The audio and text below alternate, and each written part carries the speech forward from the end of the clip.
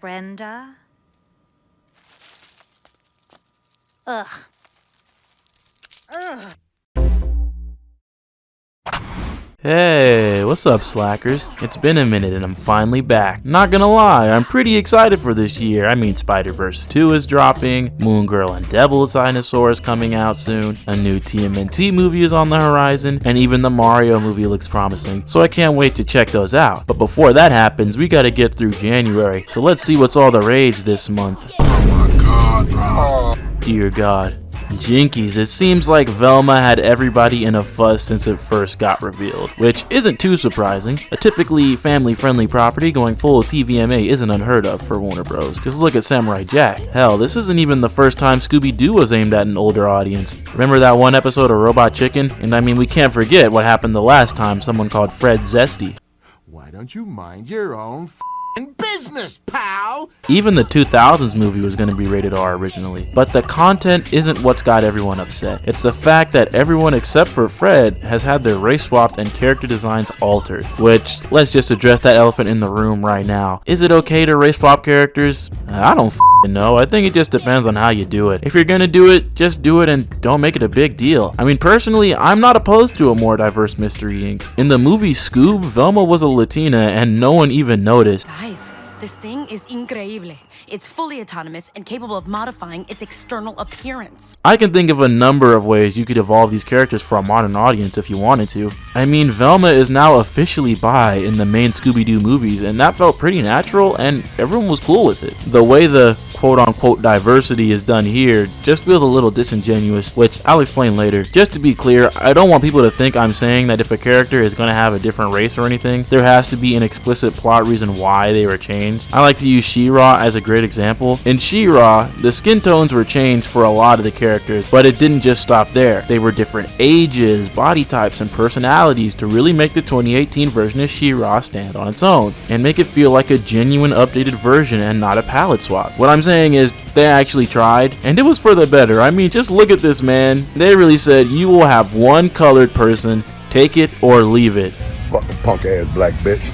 Or let's look at a character like Catwoman. She changes her race almost every time she makes an appearance in something, and no one cares. Her race can influence her character motivations sometimes, like in the Batman movie, or it doesn't have to. Believe it or not, different types of people exist just because, and that's okay. Like, damn, I didn't know needed a reason for existing. My fault, gang. Also, a lot of the more vocal people complaining are the type to get fake mad over some shit they would never be interested in otherwise. I'm not gonna say any names, but you know who I'm talking about. That is my opinion on that, and now I can actually talk about the show.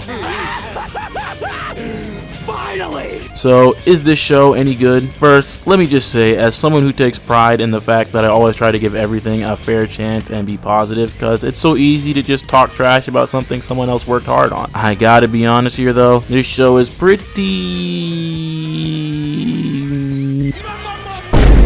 There are some things I like and some things I don't like, which I feel like balance out to be just average or slightly below average. First, I'll be positive so I don't just sound like a Debbie Downer. I actually like the plot and the reason Velma gets into mysteries. The reason Velma is so inclined and interested in solving crimes is because her mother wrote mystery novels, and one day she went missing and Velma eventually wants to solve what happened to her. I think it's a pretty solid motivation for Velma. Some of the jokes are actually pretty good, however they do tend to be very hit or miss. Do I know you? It's Velma from school. You cheat off me in Spanish because you think I'm Mexican. I think the funniest character was Fred. He has the funniest situations and moments. Lastly, the animation was actually pretty good, and that's not always the case for adult animation.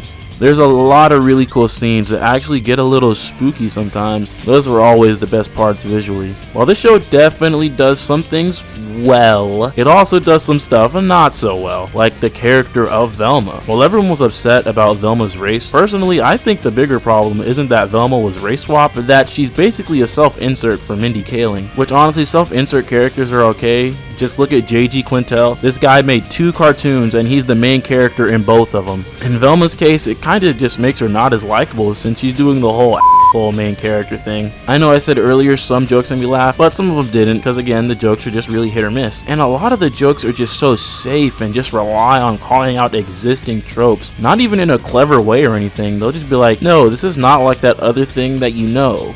We are different, I promise. Also, putting them back in high school just feels like a wasted opportunity for an adult version of Scooby-Doo, since Mystery Incorporated already did that. What I dislike the most would have to be Shaggy, or Norville, since he doesn't have that nickname. He's the worst character in the show to me. I cannot stand this. They just made him some simp who's down bad for Velma, which I'm down bad for Velma too, but not like this. Norville? What the hell? You didn't answer my VMs, voicemails, and then my dad heard me call you the B word, so I lost my phone for 24 hours. Who mans is this? Get him the fuck out of here. He's just such a soy boy.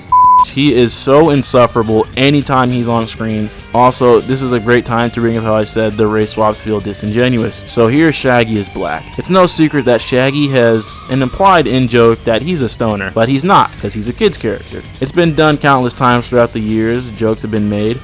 What kind of performance do you call that? You made me sound like a total space cadet, man. Oh, man. Talk about toasted.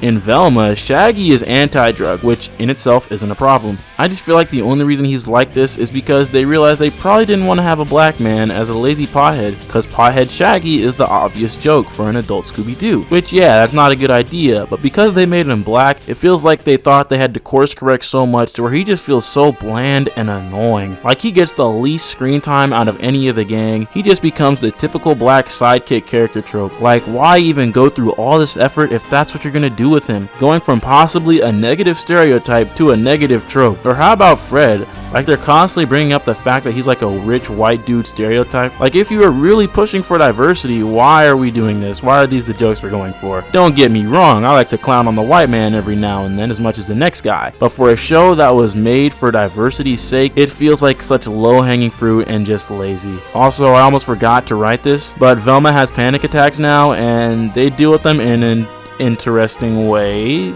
I'm just gonna say I'm no doctor, but I don't think this is how you deal with an anxiety attack.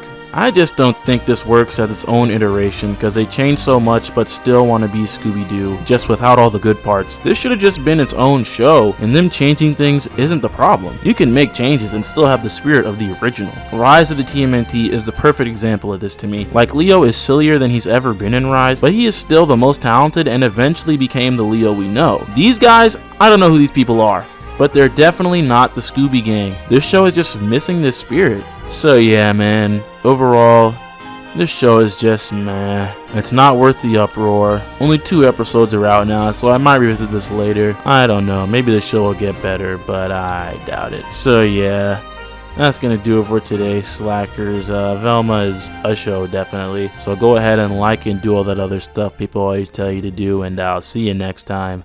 Later.